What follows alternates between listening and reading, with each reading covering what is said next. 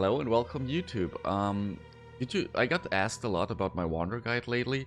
Um, since the changes to wands and wand attacks, and especially the wand slinger, are coming with 3.10, and I wanted to showcase like my int-based Wander. Let's dive into the changes first. So basically, what they did is add a new skill called Kinetic Bolt. It's a level 1 wand skill, which means you can probably level with it, especially due to the increases and reductions to spell damage also apply to Kinetic Bolt's attack damage at 150% of their value. So this makes the skill extremely powerful during leveling. Like if we say you're starting as a witch, for example, and you get all the spell damage nodes. Also, Wand Slinger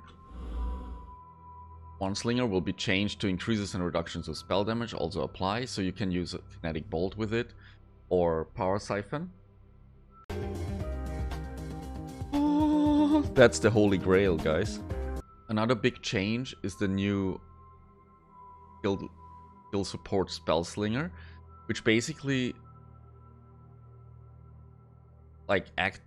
you have to activate it and reserve mana, but in exchange to that, it just triggers linked spells. So a bit like a Poet's Pen for any wand attack, which means our single target, which is the problem right now in wanders mostly, will be extremely powerful. There are some ideas, like you can trigger Frostbolt and Ice Nova together, you can trigger Desecrate and Volatile Dead, Bladefall and Blade Blast, which is also a new skill. So there are extremely powerful options here for Wanders. And I do feel that especially our Int Stacking Wander might be the way to go in the new patch. So let me showcase this fast.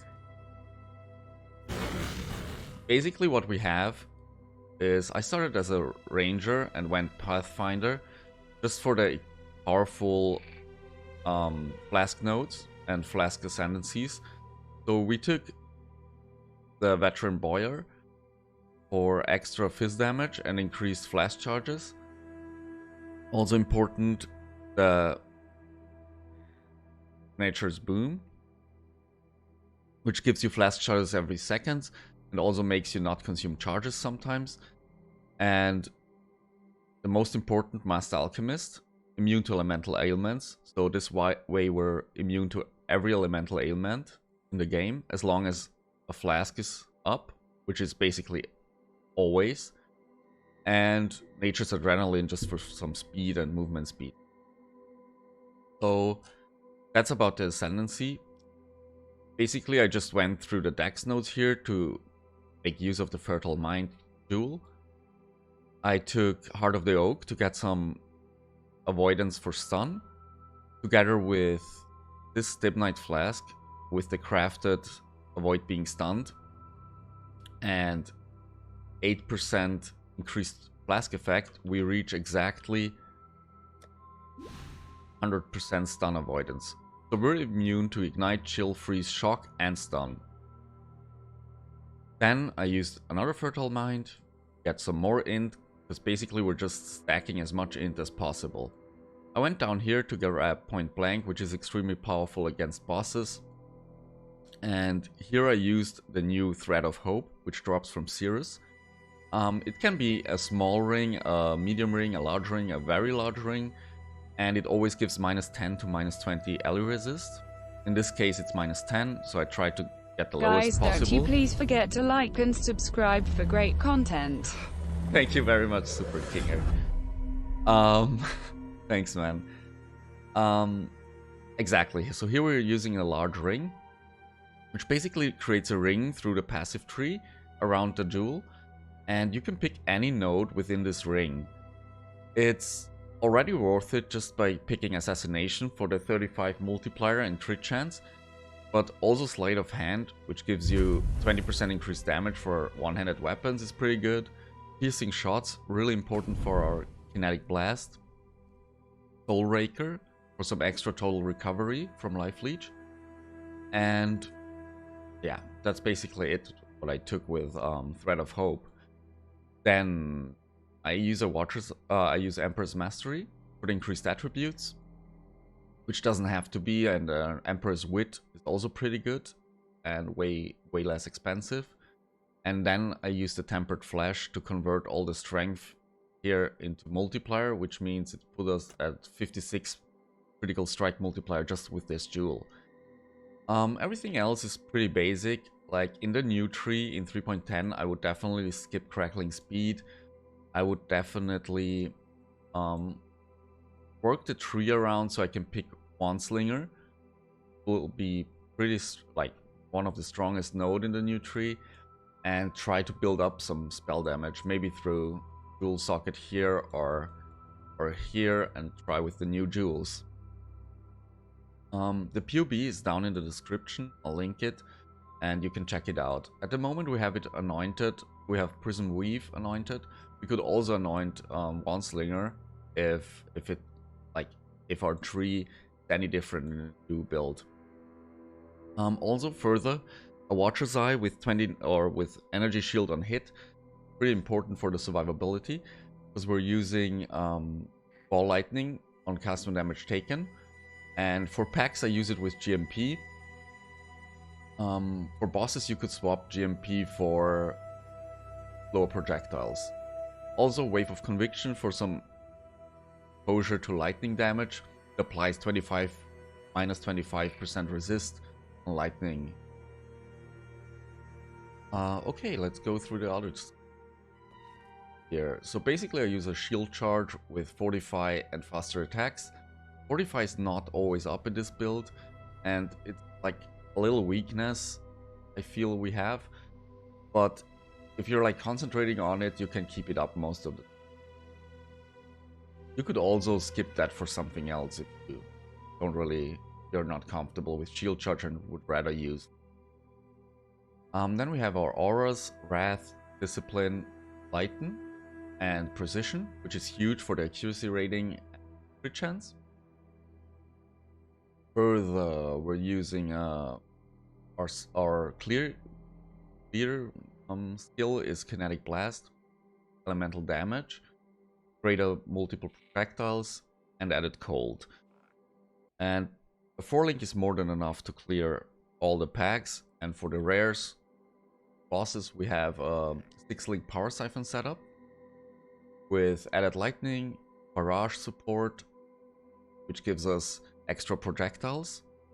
The Power Siphon itself gives us extra projectiles, and the Helmet enchant gives us extra projectiles, which makes our single target pretty powerful and just spams a lot of Power Siphons. Further, we have damage on full life because we die and like are always on. Ally Focus for some more elemental damage. Yeah, that's about it for the single target. Then I use Blood Rage to generate Frenzy charges and get some Leech, Flame Dash, and Projectile Weakness, which is right now on a self-cast.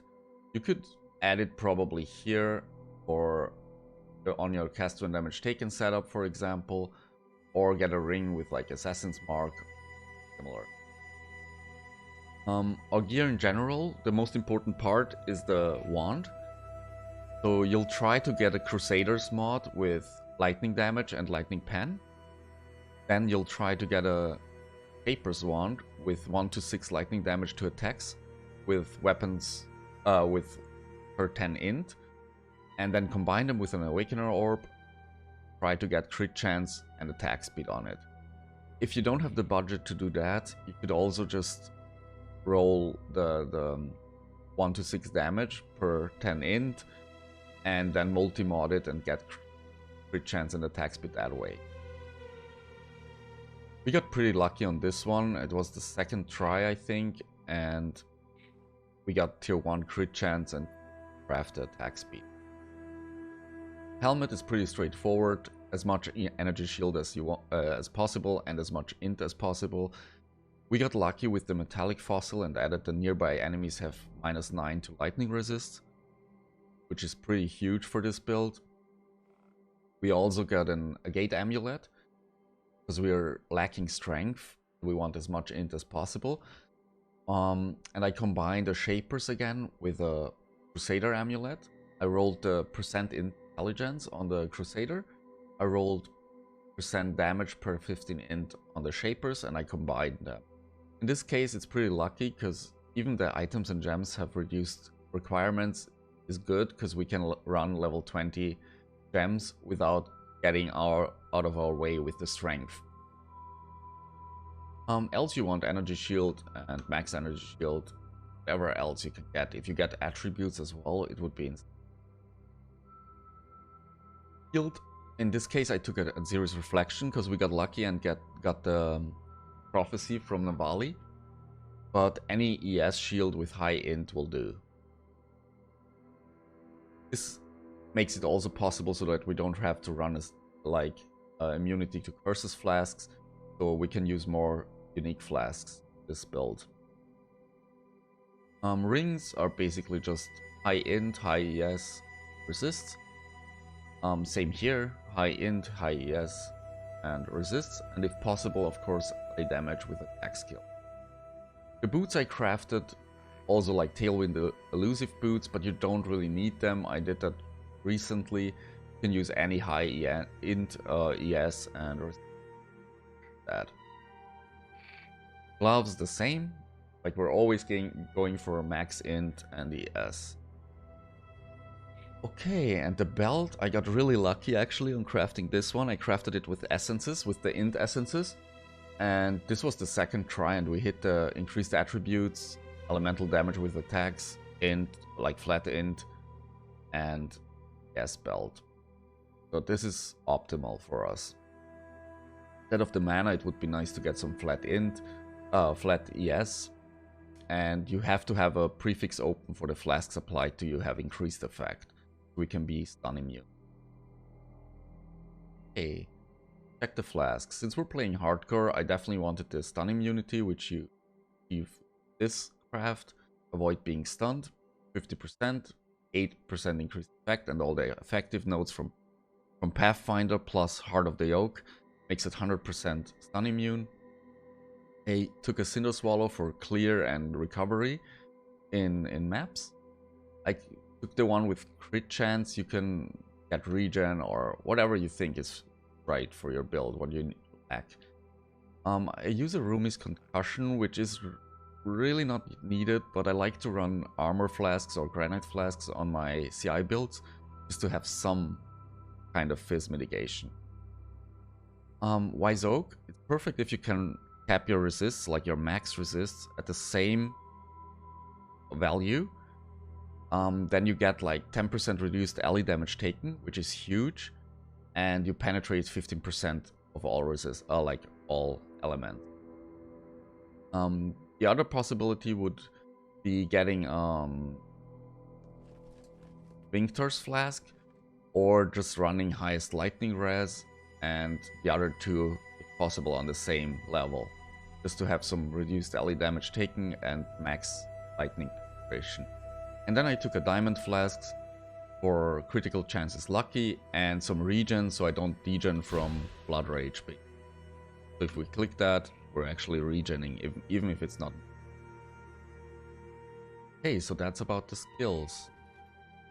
If you have any questions, you can leave them in the comments below, and now I'll showcase some gameplay videos. See you guys soon. Hit that follow button if you liked the video. Created unique. Let me tell you. Yes! Guys! We really got it, what we said! Oh my god! GG! We have some here. Let's see. Maxius, we need this.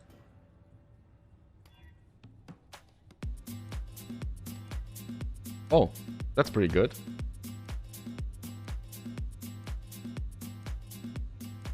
We're done, boys. Fine.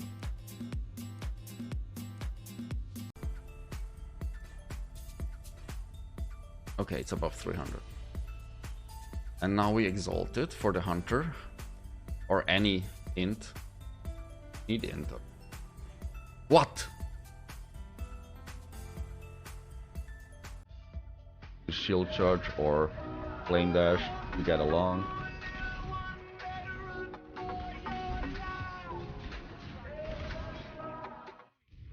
And as I said, as long as I have my flasks up, I don't degen at least.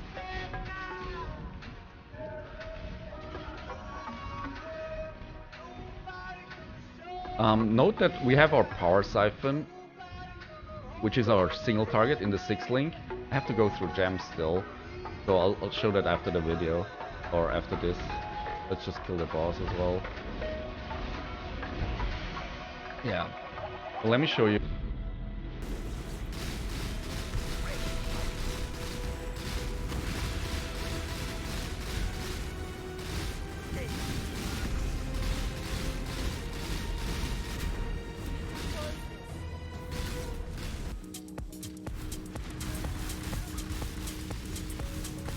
Yeah.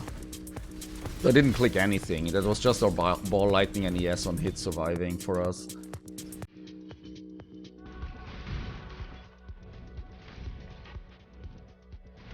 So added cold is pretty huge, I feel, since it really shatters nearly everything, which is also nice for delving, obviously.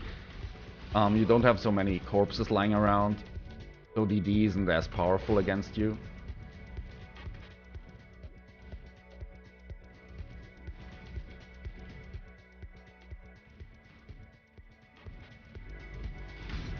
I didn't play this character in a while, so don't want, like, it's obviously not perfectly played right now. You'll have to get used to using the flasks all the time and everything. We'll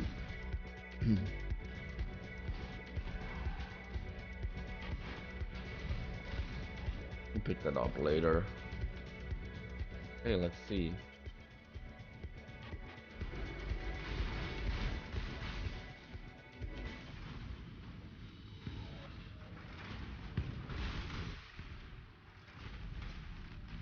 As long as there are mobs around us, taking damage is not that bad. You can even do, instead of GMP ball lightning on single target, we can add slower projectiles, which is pretty huge on bosses. I'm not really happy with the single target right now. Wondering if I'm doing something wrong. But it definitely works out.